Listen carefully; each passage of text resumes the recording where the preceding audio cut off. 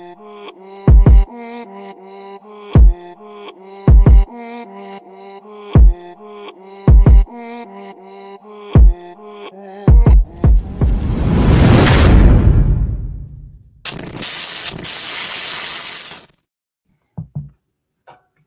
like that little warm-up tune.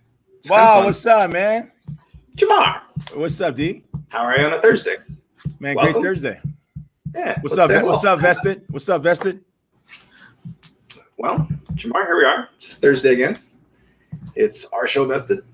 And we're going to do what we do. We're going to inspire, create, and empower. But before that, Jei'mar, how you doing, man?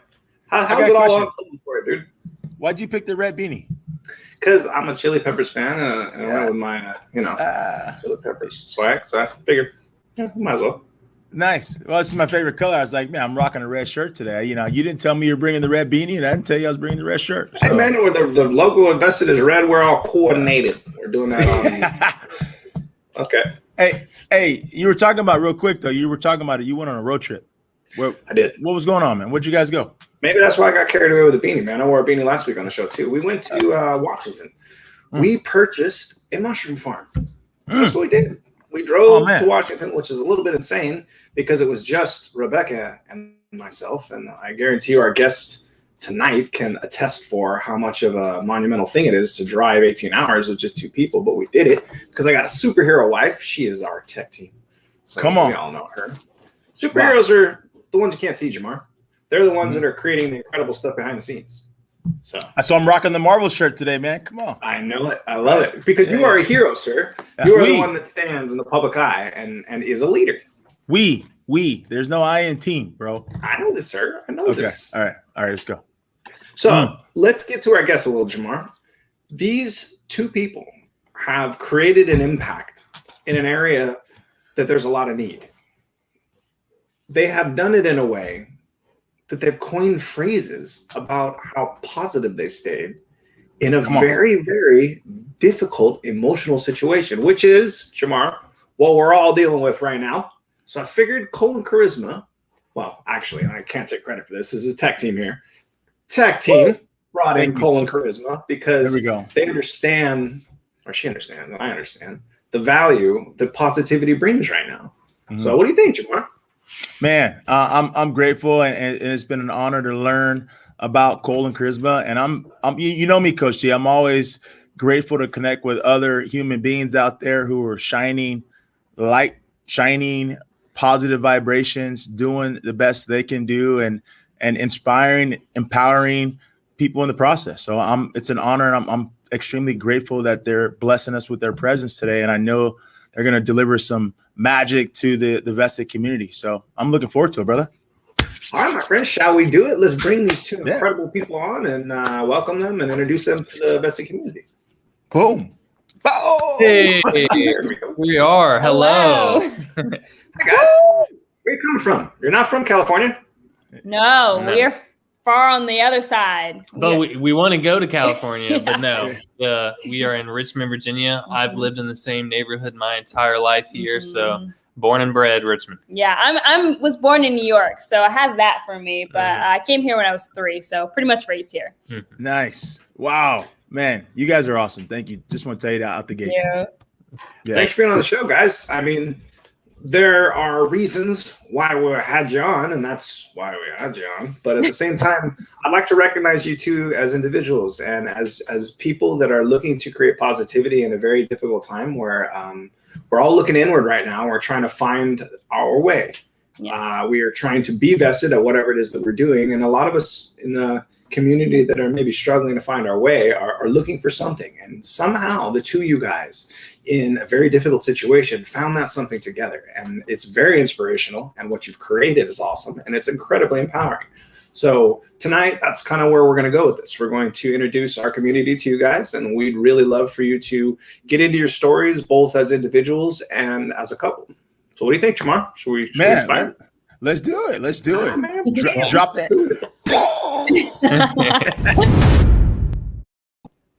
Jei'mar, you start. You start. Think about what we're asking, guys. What was that, Coach D? You start, baby. Let's go. I said I get to think about this real quick. Hey, well, here's the thing. I'm gonna start with Brother Cole. You know, when I was watching some of your guys' YouTubes, man, and there's one thing that people cannot fake in the world, and people can't fake their vibration, their authenticity. Mm-hmm. And it's very evident that when you guys are being yourselves, that your authentic vibration is positivity and light. Like I could tell that that's really you on the inside. Mm-hmm. So where does that go? Where did that originate from? How did you arrive at that place? Because that's a place right now that a lot of people are searching for. Mm-hmm. Yeah, well, first off, it wasn't easy. And obviously, like I've been through adversity in ways a lot of people haven't. It's interesting when you have gone through something like a near-death experience where, I mean, really probably shouldn't have lived. A lot of very fortunate circumstances came together that, you know, led to me sticking around. But when you go through that and you've lost everything, because I was 16 years old, I was very athletic, you know, I was peak athleticism at that point. And a lot of my identity sort of centered around my masculinity and, you know, what I could do physically. And so when I broke my neck and all that was taken away, there's a deep sense of loss there. And when you've lost that much, everything you gained from that point grants you a whole new perspective. And with that perspective, you can really value the little things. Like, for example, I really like chewing ice when I drink, you know, a soda.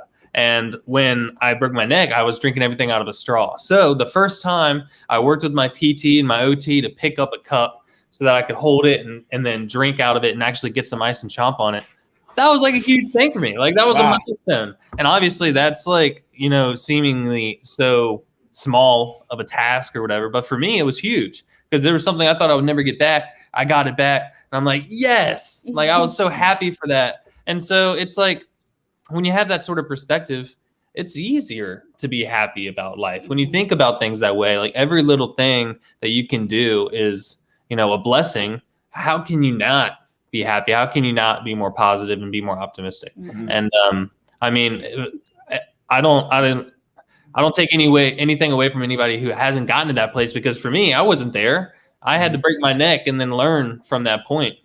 And that's, you know, that's a pretty hard way to get that perspective. But that's hold on, Cole. You're dealing with conclusions right now. You need to go to the inspire section first.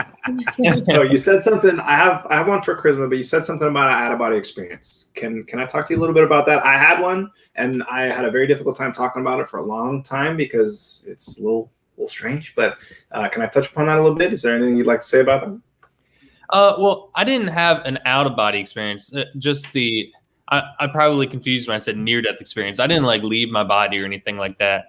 In fact, I was very much stuck in my body through the whole experience. Like I was awake, and I like when I dove into the water and I hit the rock, I felt it.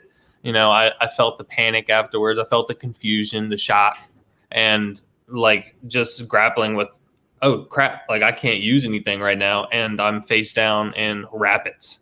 So yeah, that sucked, and I was very much stuck in my body. And when I was dragged on to the side of the river and put down on the rocks waiting for the paramedics to come, all I could do was look straight up at the sky. And, you know, I was more in my body than I'd ever been at that point, which was pretty horrifying. Okay, there we go. Wow. So here we are. And let's use this as a metaphor. Something happened to you that was outside of your own control. You were scared to death because you didn't know how it was going to end up. And everybody had all these different opinions and predictions. So here you are, paralyzed in a hospital bed. You haven't met Charisma, I'm assuming at this point, right? Mm-hmm. What are you thinking? I understand that you're positive and you have all these amazing things around you, but right before you fall asleep, right when you wake up, I mean, obviously this isn't what you wanted for yourself. Like, talk me through the thoughts that you had that were so scary that you had to overcome before you became positive. And how did you get there? Yeah. So right when I was on the rocks, my friend had his phone out and obviously called 911 first. But then after that, he called my mom to let her know what had happened. And he was explaining to her on the phone, Cole had an injury. He dove into the water and he's hurt, and he has a small gash above his eyebrow, is how my friend tried to explain it to my mom, which obviously was an understatement because he was just trying, to make it seem like not a big deal, even though it was a big deal. But the thing was, my mom has broken her neck twice. What? So she was not paralyzed, but she knows intimately about neck injuries. And when my friend said that I dove into the water and hit something on my head, my mom immediately was like, oh, that's a broken neck. I'm on the way. And she drove from Virginia Beach. Yeah, it was Virginia Beach, and she got to Richmond. That's like an hour and a half or longer drive. She got there in like 20, 30 minutes. She was on the highway. And when when my friend was explaining that on the phone, I was just telling him, I was telling my friend, please tell my mom I'm sorry and that I love her. And I just kept repeating that because I knew I had screwed up pretty big time. And I wanted her to know that I was sorry. And then when we got into the hospital, I had an idea something was really messed up. And I was like, am I paralyzed? And they told me yes. I was like, oh goodness. Now, at that point, I didn't even know the extent of what being a quadriplegic meant. I kind of thought I would just not be able to use my legs and that'd be it. I didn't know about the bladder care. I didn't know about the bowel care. I didn't know about not being able to sense or feel any of my body below my level of injury. I just thought I was going to be in a wheelchair because I couldn't use my legs. And that was enough to drive me into a pretty depressed place. And for a few days in the very beginning, I was stuck down there. I was stuck in that pit. I was stuck in that rock bottom. I mean, when they were screwing the halo into my head and shoving tubes down my throat, I mean, I didn't see any positivity in that. How could you? That's about as bad as it gets. And it got to the point where I actually asked my brother over to my bed, and he came to the bedside. And on a spelling board or an alphabet board, I spelled out to him letter by letter, Killme, which is a terrible thing to ask your brother. I think I got to the first L before he knew where I was going, and he was like, dude, screw off, and walked away, So thankfully he didn't do that. Right. But yeah, it was not, I definitely rode the roller coaster. I didn't, go through the whole thing with a cheery attitude, a positive attitude, not by any stretch. There were very, very dark days.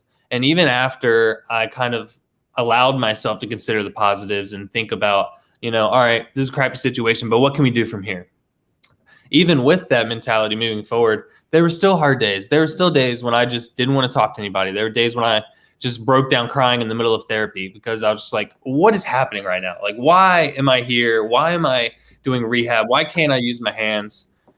And it sucked. And I remember it was little moments too that sort of sparked that. And one of those first moments was when facility dogs or service dogs were brought into the hospital to work with patients. And one of them came over to me and I reached down to pet the dog, and I can't feel most of my hands. And I'd had dogs my entire life, and I love petting dogs. And just not being able to feel the dog's fur and it loving on my hand was I just started crying right there in the middle of the gym. I was like, wow, this sucks. I'm never going to be able to feel myself pet a dog again. Now, that's no longer the case because my dog loves to jump in my lap and I snuggle with my face. I can feel my face. It's fine. And that's something to be positive and be grateful for. But yeah, there were definitely dark, rough days, and the roller coaster of emotion is a very real thing after an injury. Well, brother, listen, wow. I didn't mean to pull this out of you to make you go to a place that was uncomfortable or to in any way expose this very difficult time. But you're truly incredible, and what you're doing with your lady here is it's changing the world just by living a story worth reading. So I needed people to understand where that came from. I mean, I did the same thing. I apologized to my parents. I thought I was going to die. I really didn't know what was going to happen. And when you're in this very vulnerable situation, like you said, it's very hard to experience positivity. So I just wanted to share the inspiration comes from that place. You have to be able to overcome it. And when you were to nail it, that I reached down and I pet that dog and I realized that things had drastically changed, but then you made a choice, and that's where it started. Now, if I could real quick just switch to charisma, Mhm. I'm going to fast forward because a lot of people have heard a lot of your story. And I want to go to, you met this guy. Okay, he's in a wheelchair. He's a really nice guy. Okay, you get to know each other. You start to become friends. Talk to me about the feeling that rose up within you that there was something more here. And I need to see what it is. Tell me about that. Yeah, so I honestly felt that probably like during our first date. Honestly, like one of our first few interactions, I kind of felt it, and I knew I wanted to get to know him.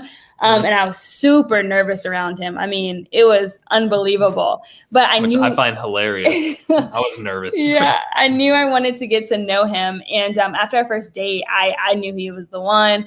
I had been in a relationship before, 2 relationships, 1 really long relationship. And so I was very skeptical when it came to dating people. And I was nervous. And so I didn't want to date anyone. I was at a point in my life where I was very happy being single. I just wanted to stay single. And then I just saw Cole.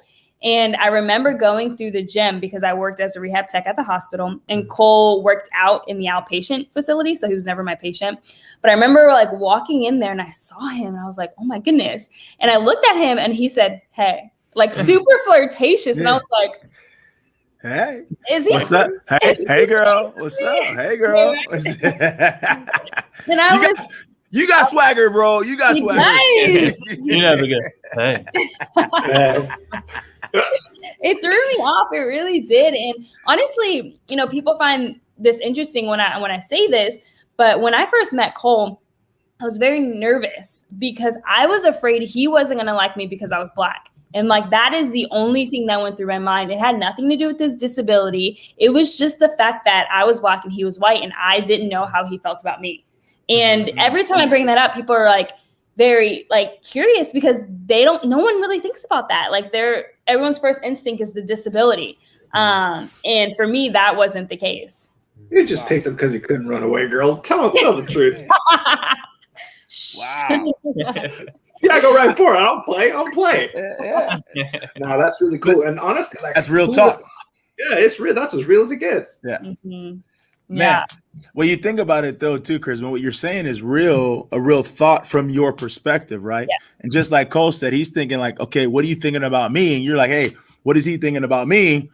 Mm-hmm. And I think as people, we don't even realize every single day that you always think, not you as individuals, but you as in us as people, we're always thinking, what are they thinking about us? And then the people are thinking, what are we thinking about them? And like, that's constant with human nature. So we always got to remember, we're always thinking like, man, I wonder what they're thinking about me. And then the other person's like, man, I wonder what they're thinking about me. And that dynamic is always there, whether it's gender, whether it's race, whether it's profession, whether it's industry, whether it's non-disability, whether it's poverty, whether it's wealth, like that, it doesn't matter what the circumstance is. As human beings, we're always thinking someone else is thinking something else about us, and it's just part of the game, you know. So thank you for sharing that. Of course. Well, Coach D. I want to know a little more about, you know, the creation of their relationship. We think. Yeah. Can we move over there? Yeah. Hey, you want to drop it? Can we? Let's do it. Yeah. You got it, Cole. You got it, Cole. You There got it it. is. I'm in it now. I'm on the team. He's got it. He knows what's going on. Yeah. But when you were talking about creation of, obviously, and you had that, Charisma, you had that intuition, and Coach D and I talked about this before. That doesn't mean I'm right, but I believe that God has given women just a little different superpower when it comes to intuition than us dudes. I think sometimes we may not hear things clearly, like just us being dudes don't know what's going on. But women, like you guys got like this secret, I don't know, like eternal, you guys just get it. So like, anyways, when it all started and you had that feeling like, okay, like what if this is, like you said it, what I knew that I wanted him in my life. Like how do you describe that? Because there's a lot of people out there who have never experienced that feeling the way you describe it. And we hear about it all the time. Like, oh, I just knew, or just, I had a feeling, you know. How would you talk about how that was created? Or is it something that you felt? Is it something that was in your mind? Were you open? Like how can you put words to that? Yeah. I mean, might be a little tough to put words to it because it's just like a feeling, but you know, it's like when people talk about soulmates, like the first conversation I had with Cole was so easy, so smooth. I mean, we never like had a moment of silence. We always had something to talk about and we just connected. And I have never connected with someone in my life on such a strong, deep level as I connect with Cole. Boom. Yeah. And I opened up so quickly with him, and I was so vulnerable with him. And for me, that was very difficult. And it took maybe 2 dates for me to tell him like my deepest, darkest secret that I've never told anyone in my life. Like we just had that connection. And when you know, I know that's so cliche to say, but it's true. When you know, you know. Yeah. And I kind of felt that myself, like on our first date, because I had been putting myself on the market or trying to put myself out there dating wise before I went on a date with Charisma. And it seemed like every date I went on, like they were just asking about like my disability. Oh, what can you feel? What can you do? What happened? And it's like, I didn't want to like talk about that on a date with someone I'm just meeting and I'm interested in.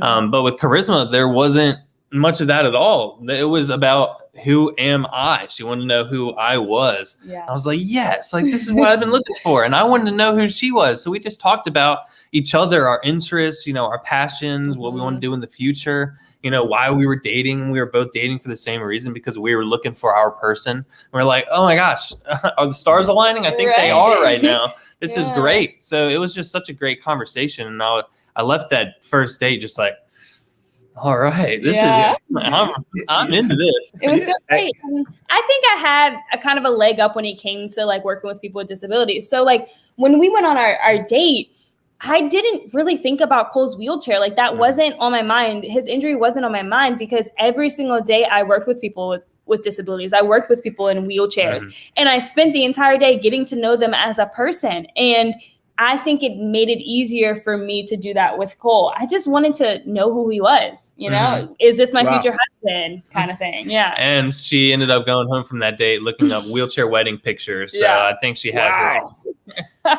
You guys are so damn cute, and that's real. Like I was like, I can't wait to talk to these guys. I want to look them in the eyes. I want to see how if this real. Like this is awesome. This is good. This is good stuff. Like people need to take notes, man.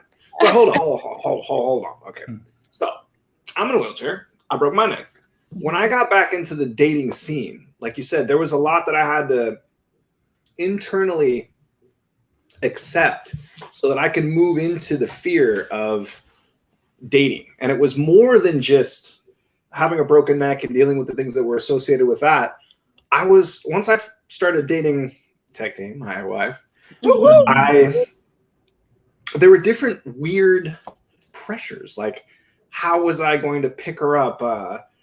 What was I going to do when it came to intimacy? I mean, well, I can't even take off my drawers. Like, you know, so talk to me about some of those feelings that you had once you made a decision to move forward and things are really, really scary. How do you move through that discomfort? First as an individual and then as a couple. Yeah. Wow. You want to start? You start that one. You want me to go? From my perspective, and I had learned a little bit from dating previously, I wanted to make sure that our relationship always came first.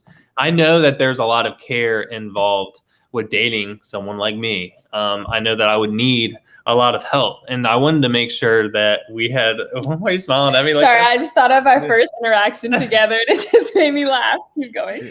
Anyway, oh my goodness. Yeah. So we. Where was I? You missed me. Okay, back out of the gutter, back on the curb. Let's go. So when our relationship started progressing, like I had to have like my dad pick us up to take us to a basketball game once, or we would just meet at the restaurant rather than me going to pick her up, which, you know, I hated because I was taught you go pick up your date and all that. But those are certain concessions that there are certain concessions you have to make things work. And one of the biggest barriers I found was the independence, because I wasn't going to the bathroom on my own. So like, just for that reason alone, I either needed a caregiver to be with me or needed to be close to or return to a caregiver after a certain amount of time. And that was a barrier, because then we couldn't go on a trip. You know, we couldn't go too far away. We couldn't spend the whole day together. It'd only be like a window of a few hours unless she like came to our house. And that was really a bummer. And I pointedly did not teach her how to do things to help us be more independent until our relationship was longer, or until we were deeper into our relationship, because I wanted her to know that I was in it for her, not for what she could help me out with.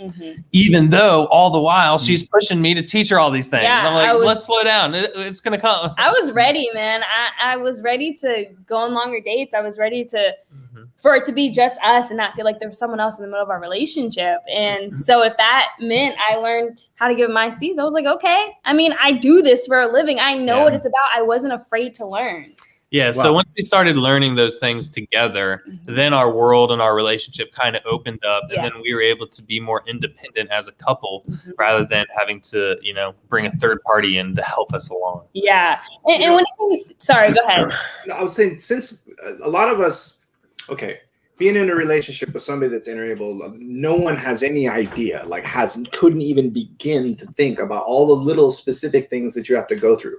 But the connection that I was trying to make with our vested community is that a lot of us, or people right now, are dealing with the feeling of that anxiety of, well, I want this, but I'm a little scared to do it. So talk to me about like the feeling of when you were scared and what you did to be able to overcome that so that you could experience the abundance that you guys are talking about. Because you guys both had to be scared, right? I mean, there was like anxiety and normal dating stuff and then the chair. So it's like, talk to me about those feelings and how you made the decision on the inside. I want to create something bigger and better with this person because it's worth it, more so than this feeling. How did you do that? So I actually went through it a lot at the very beginning. I mean, we were very close to like not making it through at the very beginning because it was just so much. It was so much, and not just the disability, but like other things that came with it. So like, you know, he's super close with his parents and they do so much together and they were, you know, pretty involved, and I wasn't used to that. I mean, I'm close with my parents, but not that close. And so having parental figures like really close and really involved in our lives, I was like, whoa, like this is too much. Like, I just want to get to know him. I want to just date him. And it was overwhelming.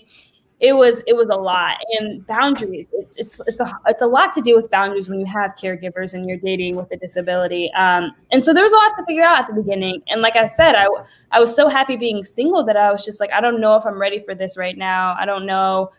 Even though I knew he was the one, I got really freaked out about 3 months in about everything. Yeah, it can be very challenging to have your own relationship when you know other caregivers are involved, and that was something that's very important to her, and of course it's very important to me too. It was just very difficult. It was a very difficult thing because of the circumstances. So fortunately we worked through that. We started figuring things out and we started learning more things together, and then we were finding a place where we had our own relationship, and then that's when everything became smoother. Yeah, but it took a long, we had to sit down as a family and talk about it. We had to express ourselves because, you know, we were all coming from different perspectives, you know, and we had to talk about it and figure out, you know, where do we go from here? How do we make it work? And transparency is always for the best. Yeah. Right.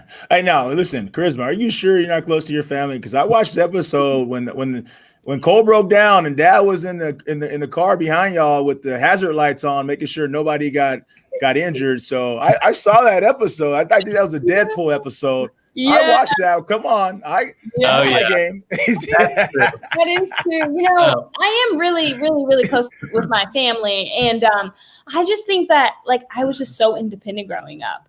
I did my own thing. Like you're good. Spasm. I solved my own problems and I didn't go to my parents much for help, but they were always there. It's just I'm so independent. I don't ask for help, and so we just have a different relationship. We're close, but like I got you. I'm almost as close at this point. Yeah, yeah, we're tight. Well, I got a question for you, and it's a two-part question here. First one is directed for you directly, Charisma. Is obviously you have this heart to serve, right? So what do you think? Where do you think that heart of service was created from or created by? Like where does that come from? That's the one part. And the second part is a two-part question. I don't know if I took this from Coach D, but I want to know, how did Roll with Cole get created? Like, how did that initial thought come, and how do you guys embark on that journey? You guys got a pretty sizable following on YouTube, and if you guys, Vested community, haven't subscribed or haven't seen it, you got to watch Roll with Cole. Subscribe to their channel, support them, and they got some awesome content, shining light and adversity. So, Charisma, to you first, where does that heart of service, where was that created? Yeah. People ask me that a lot, and I had to actually sit down and think about, where that started. And honestly, from a young age, I feel like I was always this way. I have a little brother, and I loved being his big sister. I helped him all the time. I just wanted to be like a good example for him. And I wanted him to be like, do everything I did. So he played volleyball like me. We just did everything together. And when I was 11, I started watching kids at my church, and I loved it. I absolutely love working with kids, helping kids. And then we had one child with Down syndrome. And so at church, it was like 4 kids to 1 adult, although I was like 12 at the time. But I worked with the child with Down syndrome, and he was my focus the whole time during church. And, that's, I think, where I fell in love with, the idea of helping kids through like service therapy, occupational therapy. And that's how I started to go down that path. But helping others just has always been a part of me. I just feel like it's just my personality. My mother, my father are very much the same, especially my dad. He just always wants to give a lending hand or lend a helping hand. And so I just feel like I came out of the womb that way. Yeah. Wow. Honestly. And that basically, to answer part 2, that's what led to the channel, is because people, like, once we started dating, people kept coming to her asking questions about what it was like for us dating interably. So like, how did we go places? What kind of obstacles do we face? How did we overcome those obstacles?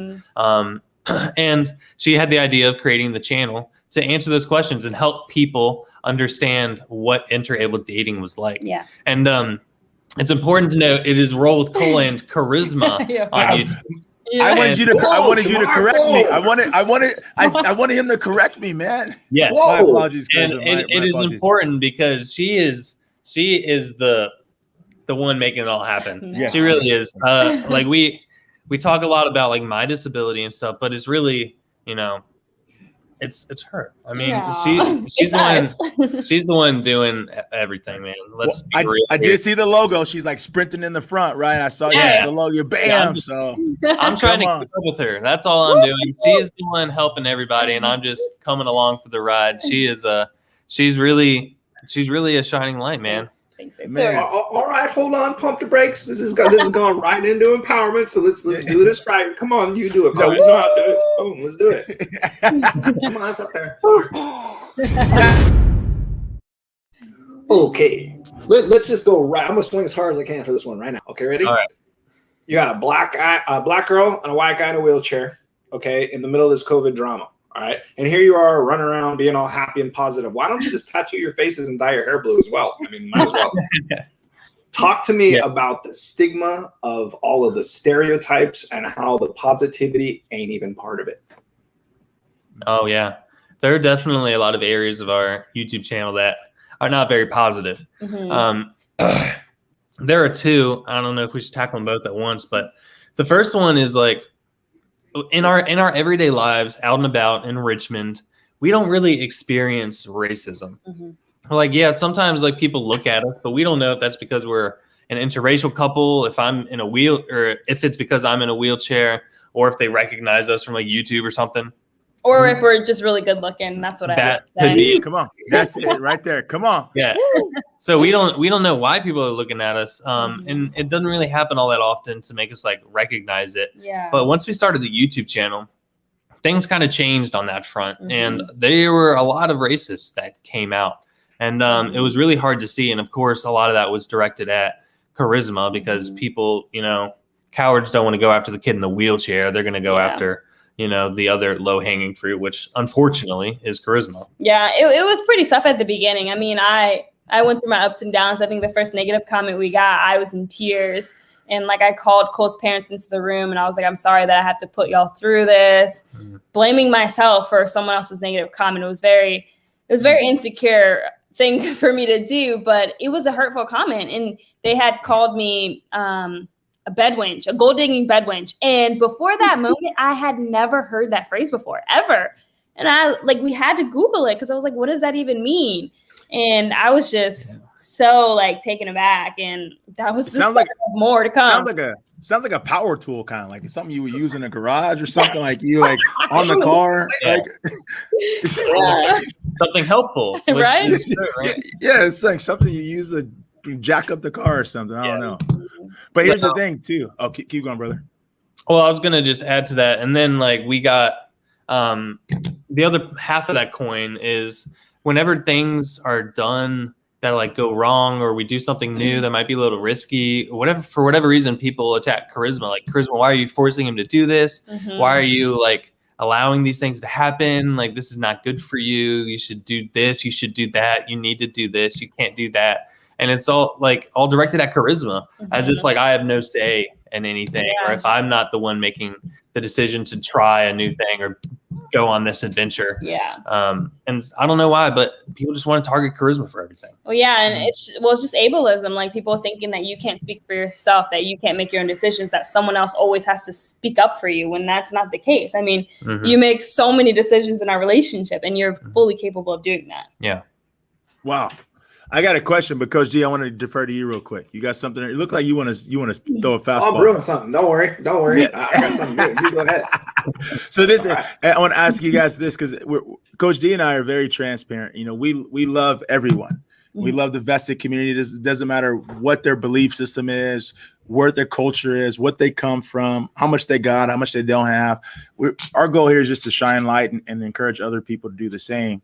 For you guys, for you two, where does your internal power come from? Is there a greater source of energy that you draw from? Some people believe in God. Some people believe in the universe. Some people believe in meditation. Some people believe in nature. Some people believe in all kind of stuff. So for you guys, like what would you say your foundation that you draw from that's beyond the natural, if there is one? You got one? You got one. Yeah, you know I got one. Yeah. I think where I draw my quote unquote power from is knowing that I have a choice. And what's awesome is everybody has this choice. So what I feel like when I say I have a choice, it's that things are going to happen to you in life. Things are going to happen that are good. Things are going to happen that are bad. Things are going to happen that, aren't really, it's just neutral, whatever. But no matter what happens to you, you have a choice as to how to respond to that event, to that action, whatever. And typically that response can come in a positive or a negative form. And I just choose to respond positively. And that just makes for sort of an easier path or a happier path, a more positive path. And that it's just awesome that we all have that choice. Anybody can make that choice. And it's hard, like when you're going through like a depressive episode, or you've been inside for 8 months, it's cold outside, you haven't seen your family and friends in forever. It's hard sometimes to choose to be positive and happy when you just don't feel that way. But the beauty is you can still make that effort. And sometimes that effort is all it takes to feel a little bit better that day. And then maybe feel a little bit better the next day, and a little bit better the next day. And then when that joyous moment happens where you get to hug your mom, hug your dad, hug your brother again, whatever, you get to rejoice in that. And that gets to be even more positive and even more happy for you. And when you choose to be happy about the little things, you are much more easily, overjoyed by the big happy moments in your life too. So that's just where I think I draw my quote power from, is just trying to make that conscious choice of happiness and positivity. And I think for me, mine's probably more on like a spiritual level. I was raised in the church and raised like with that, influence and that spiritual influence and that spiritual relationship. And, although like I don't really attend church as much as I would want to, or I used to, I still have that spiritual relationship. And it's more on a personal level between me and God, more than like church, and it's hard to go to church during COVID too. So that I feel like there's a lot of things, but I feel like that's where I draw that power from, and always finding the good in people and seeing the good in people and giving people a second chance and just staying positive and being optimistic. I just feel like it's just so much easier to be happy. And so I just choose happiness. And that isn't to say we don't have our down moments. I mean, we have our moments, especially in the wintertime and during this pandemic. It's been hard. But we always just look towards the brighter side because that's what makes us feel better. We don't like to dwell too much in, the negative emotions. Yeah, absolutely. Wow. Coach G. Okay, Cole. Earlier you talked about knowing about how to tend to a relationship. So to me, that lets me know that you understand that there's definitely a yin and yang scenario to every effort, right? As a group, you guys are definitely a power couple. So I want to get into that a little bit. The way my wife created a relationship with you is she started a cause called For the Love of Parking. And you inspired her in ways to be able to go out and create her own thing while at the same time taking care of this much larger thing of being in a wheelchair. So my question to you is, Cole, how do you help support Charisma, and vice versa? Charisma, how do you help Cole as individuals to succeed so that you can add to the relationship as a couple? So first you got to have the I am to inspire yourself to be one, and then add that to the couple. How do you guys do that as individuals and then also create from the power couple stance? Well, I think for me, like that really started like when we moved into this house, because I had gone on for so long with a lot of natural support around me. Like I had my mom, my brother, my dad, and they could all help out with my care to a point where I didn't have to do a lot of things, and I wasn't sort of like pushed to do a lot of things. And over the years, I began assuming that I couldn't do those things. Like I couldn't help myself to the bathroom. I couldn't, help out with cleaning the table after dinner or like cleaning the house. And I just couldn't do those things. I know that's not true now because I moved in with Charisma and I saw that she had to do all of these things. And I'm watching her work her butt off. I'm watching her get into the bed exhausted every day. And I'm thinking, I need to do more. And we had conversations about it too, where she's like, Cole, like, I need to see you doing what you can do to, contribute to our relationship. And I was like, yes, I'm here for it. And so I've had to sort of retrain my brain to not immediately assume, oh, I can't do that, to assume I'm going to give that a try. That's my default now, is I'm going to try, even if I can't do it, I gave it my best effort. But sometimes, a lot of the times I realized I can do it. And I'm like, oh, wait, okay. So this is a new way that I just discovered that I can contribute to our relationship. And the more I can take off of her and put onto my shoulders, the more fair our relationship's going to be, the healthier our relationship's going to be. And then that translates right over into our business that we share together, because we are working as life partners and we are working as business partners every day. Yeah. So the better our relationship is, the better the whole picture is going to be. Yeah. And it's interesting, like this whole journey, being married, living on our own, we've learned so much about ourselves, and we have learned so much about each other. And the whole journey to become more independent, has been a tough one. And I've had to learn how to support him and how to encourage him without pushing him too much and pushing him too hard, and allowing him to make that decision and not trying to make that decision for him. So, I try to find ways to be encouraging, to show him like, hey, like, why don't you try this, using my year in OT school, that knowledge on how to be creative, how to be innovative, and help both of us find a way for him to be able to do things that he wants to do, because I know he wants to contribute. I know he wants to, help with cooking, help with this. And we work together to make that happen.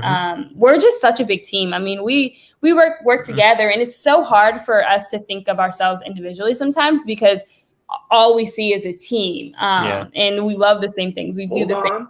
Hold on. You said everything about Cole, and then we talked about the relationship together. I want to know how you empower yourself as a woman, and how, Cole, you help her do that. So how I empower myself as a woman, man, I'm not gonna lie. When people ask me questions about myself personally, I do struggle finding that those answers. And, you know, maybe that's something I need to work on, like looking at myself more as an individual. But I do try to take time where I do things that I love. So like, you know, taking a bath at night, like that's empowering to me. That's giving me my space, my time to relax, to think about myself. Journaling. I picked up journaling again and writing my thoughts and writing my feelings. And that's a way for me to feel empowered. But honestly, for me, it's so rewarding, empowering Cole. It's so rewarding, empowering other people, reaching out to other people, sharing positivity. Like that is empowering to me. Yeah. And she mentioned baths. Well, I empower her by getting her bath sets. So she Come on, baby. Bath with special scents and oils and bath bombs and such. But I mean, Cole, your game is strong, my friend. It is strong. Use the force. Good for you, my friend. Yeah, I mean, that's funny, but I mean, that's also true. I think that, you know, because she gives so much of herself away and she gives so much of herself to others, basically. I feel like the way I support her most is by trying to protect her and build her back up and help her restore and rejuvenate when she's, you know, giving herself away, because she does that so much every day. She's one of the most giving people I've ever met. Oh, sweet. There you go. Well, Jei'mar, can I do something slick real quick? I want to do something real slick real quick. It might even get me in trouble.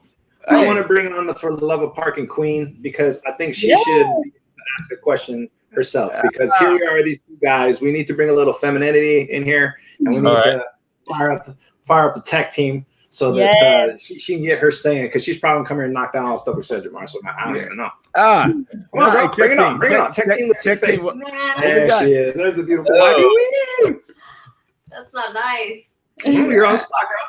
Wait, y'all take a drop for tech team. Y'all need to do the drop. I don't have a drop. Tech team. Drop for everyone else. I'm like charisma. I just take care of everyone else. Yeah.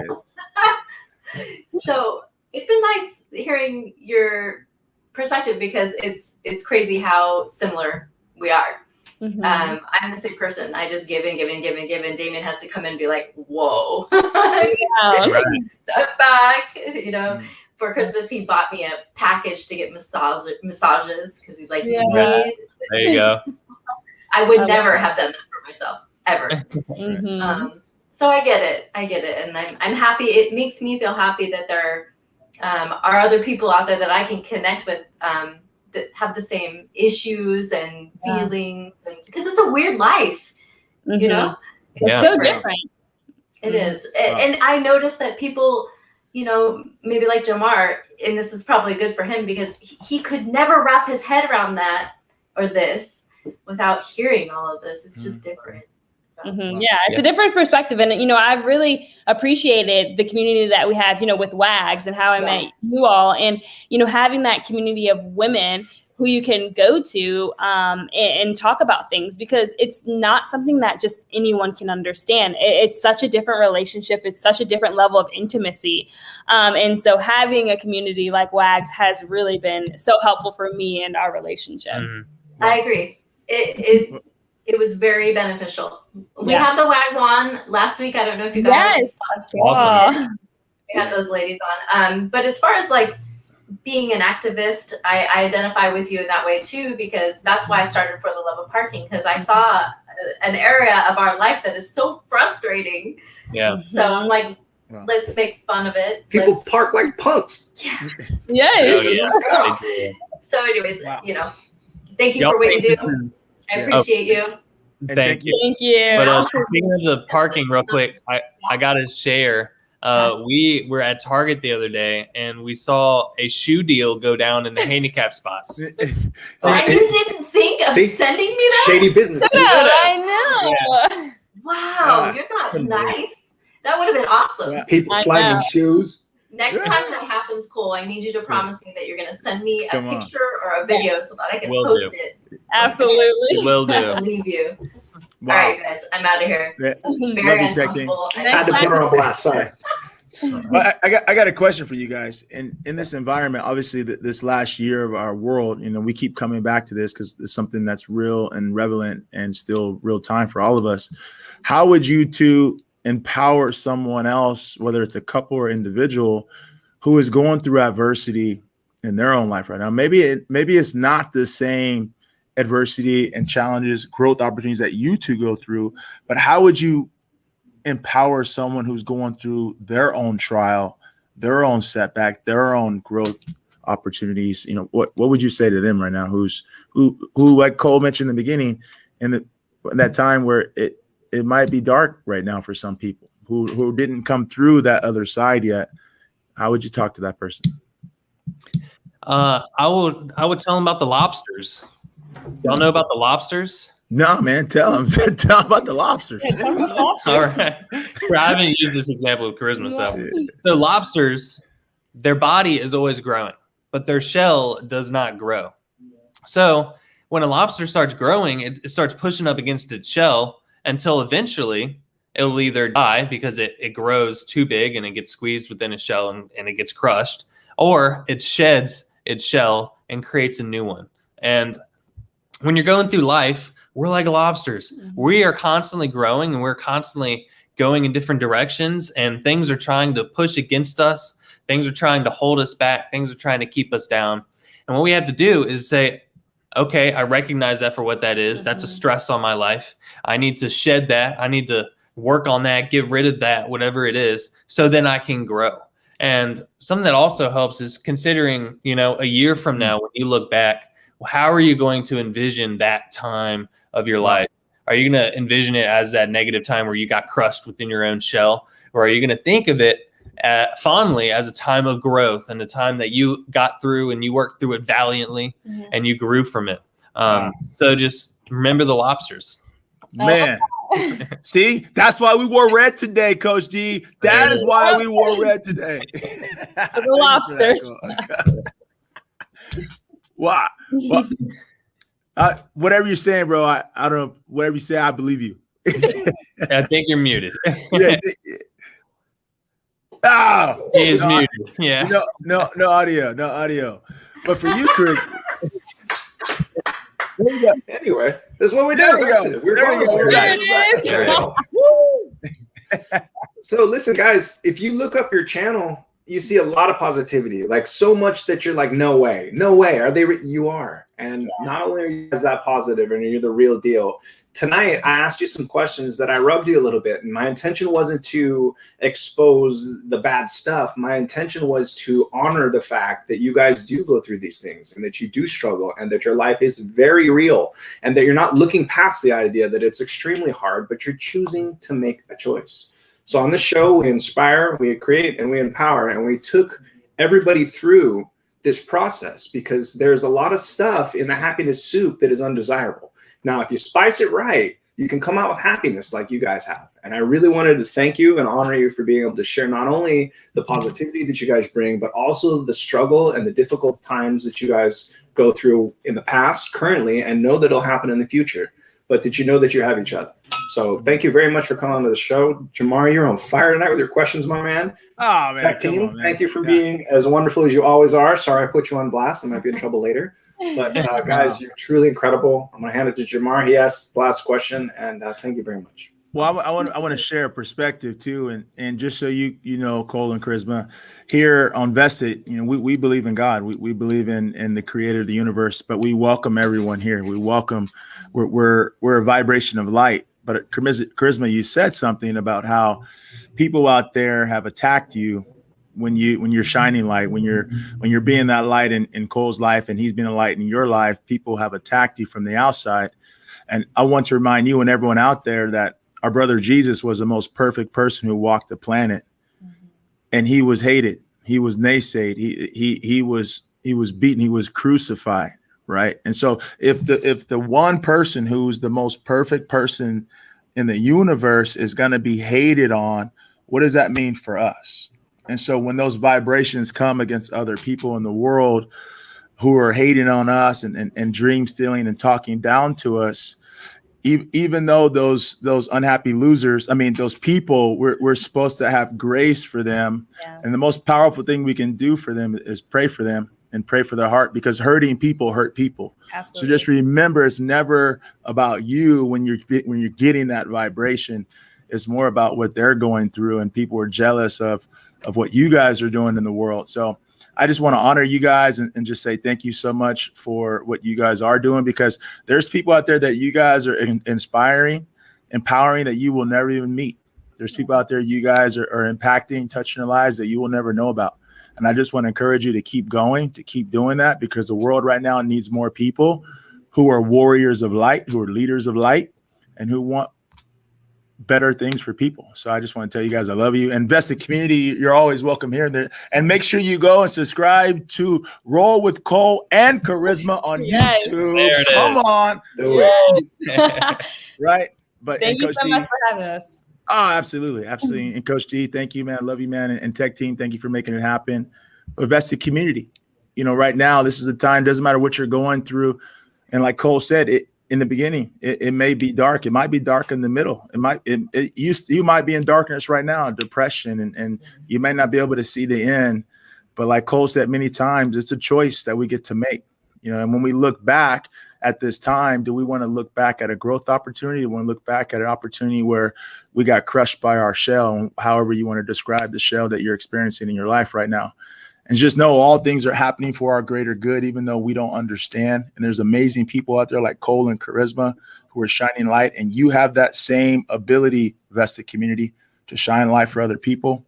But no matter what you do, the question is, are you vested?